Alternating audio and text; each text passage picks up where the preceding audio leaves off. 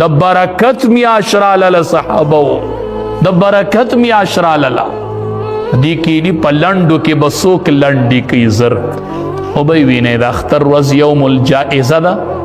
په تمه به یې د دقې تراو اجر به د الله نه غواړئ ښه دا په 20 منټه کې چې م کړي دي دا په 25 منټ کې چې م کړي دي دا په نیمه ګنټه کې چې م کړي دي د دقې تراو اجر به د اختر په ورځ د الله نه وغواړئ څه خو وامه نو قاسم نانوتي رحمت الله علیه مشوره دی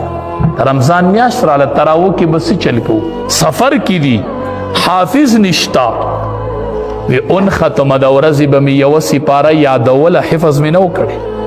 د ورځې به مې یوه یادوله او د شپې به مې په تراو کې اوروله 13 ورځو کې مې قرآن یاد کو مې په تراو کې واورو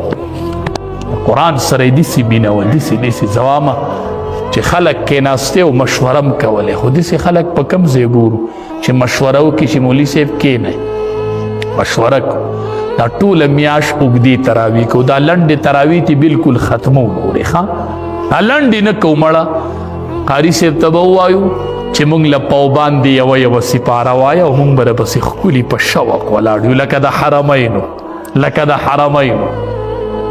ته پاو باندې یوه سپاره وایه هره ورځ به اوږدې تراوی او په قلاره به یې کوو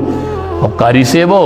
چې اتیشتمه او نخیشتمه روجه شي نو د اتیشتمه اویشتمه روجه شي نو د قرآن کریم ختم به وکړو نو ټول رمضان بم په اوږدو تراو کې تیر شي زم چې دا مشوره سړي کوله چې سړي دا مشوره کوله چې قرآن به موږ څه کال داسې ورو نو په 15 ورځو کې ختم کوئ ولې سکار مې دی بیا فارغ نه یم چې دا ختم ضرور شي الله اکبر چې ته په روجه کې قرآن ته نه فارغ کنه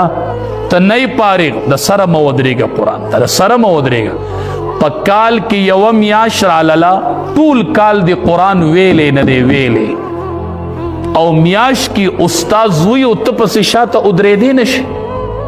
ختم زر کو بیا مې سکارونه دي زمبا چرته به ځي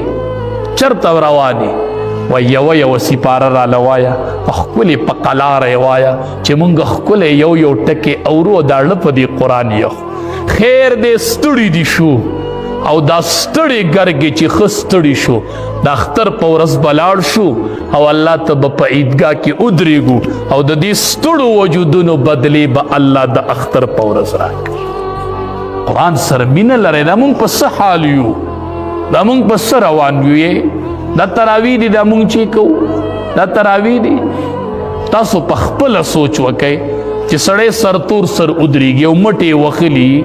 او لنډې تراوی نه پکې سبحانه وي نه پکې سبحان ربي الاعلی وي نه پکې اللهم ربنا وي ته به د دې تراو بدله د الله نه غواړې د اختر په ورځ